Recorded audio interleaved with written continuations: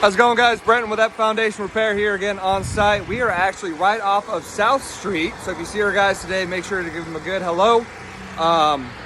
This project, what we have, it's very common for some of these older homes to have some supports in the front here that support the main roof load above. Now what's happening is soil underneath these pillars here starting to either dehydrate or wash out. So what we're gonna do is we're gonna start by digging. Here we can see Landon digging, we have Ryan digging, and we are going to install what are called helical piers. Imagine helical piers are more or less giant screws that we screw into the ground, and they screw anywhere from 40 to 80 feet until we hit something hard. Once we hit that bedrock, that soil, we're gonna make sure to bracket those to the bottom of the columns here and make sure that they don't settle anymore.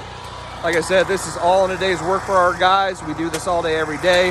We're here, we're in Lincoln, we're local. We also have shops in Omaha, Des Moines, Iowa, as well as Grand Island. So give us a call, we'll help you out. Thanks, guys.